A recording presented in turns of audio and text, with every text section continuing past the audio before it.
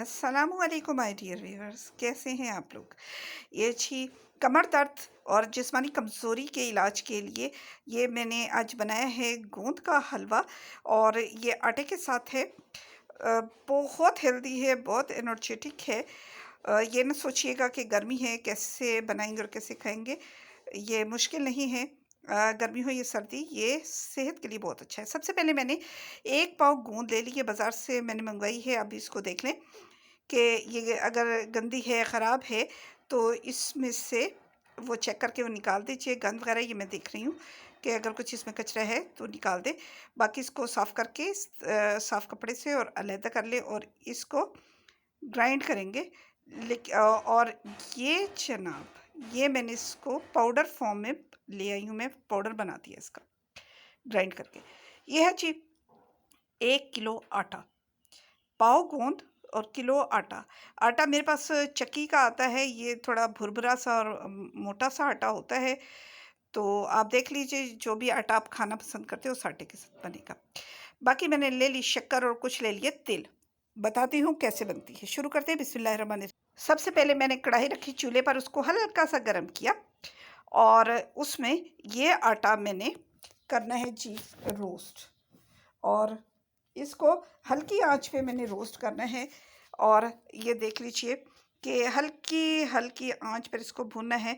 बेहतर ये है कि ये रेसिपी उस वक़्त बनाएं जब किचन थोड़ा ठंडा हो। और ये देखिए आंच मैंने इतनी सी रखी हुई है। और या फिर बारिश हो रही हो तो उस वक़्त बेहतर कंडीशन होती है किचन की।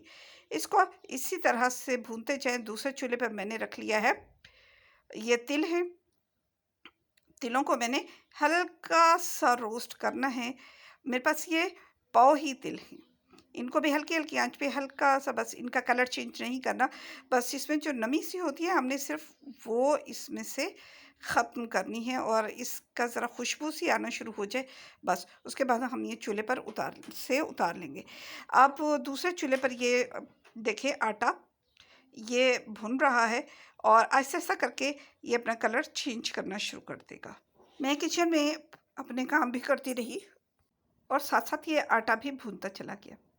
ये अब जी ये एक तरफ प्रांत में निकाल लेंगे ताकि ठंडा हो जाए। ये मैंने घी लिया है। आपने घी इसमें लेना है 3 पाव। 3 पाव आप घी लेंगे तब ये अच्छा सा बनेगा। और ये मैंने कुछ डाला है डालडा घी, बाकी का मैं देसी घी इसमें ऐड कर रही हूँ क्योंकि मेरे पास देसी घी इतना ज़्यादा नहीं था कि सारा मैं देसी घी ऐड करती। इसलिए कुछ देसी घी और कुछ मैंने डालडा घी डाल के उसमें खुशबू डाल दी। अब जनाब शक्कर डाल रही हूँ, 3 पाव शक्कर जाएगी इसमें। अगर आप कम खाते हैं तो आप ये मेरे पास 250 ग्राम का है ना कप, तो आप अगर कम शक्कर खाते हैं, ये खाना चाहते हैं, तो फिर आप कम डाल लीजिएगा।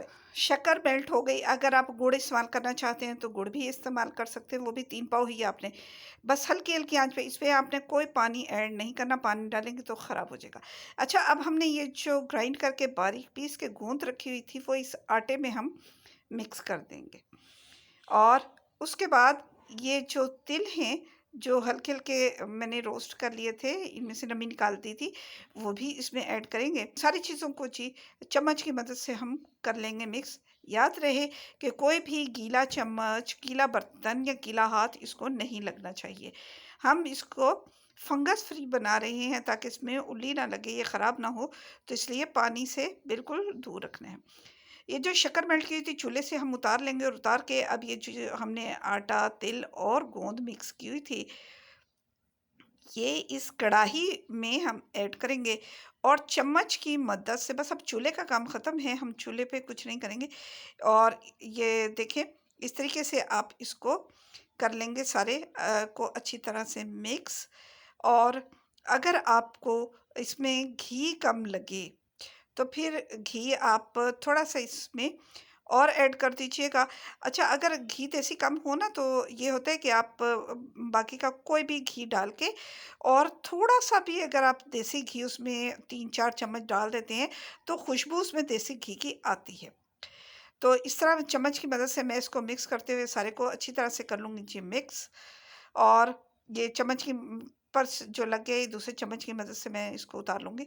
और फिर इसको अगर आप लड्डू बनाना चाहें तो लड्डू भी बना सकते हैं, और अगर आप प्लेट में ऐसे ही सर्व करना चाहें तब भी ये बहुत ज़बरदस्त लगता है। और चूँकि शक्कर में बना हुआ है और है भी आटे का, तो एनर्जेटिक भी बहुत है। और जब मीठा खाने का दिल चाहे तो आप यानी कि मीठे की जब क्रेविंग हो रही होती है तो आप ये खा सकते हैं। कमर दर्द, जोड़ों के दर्द और हर किस्म के दर्द के लिए ये बहुत मुफीद है।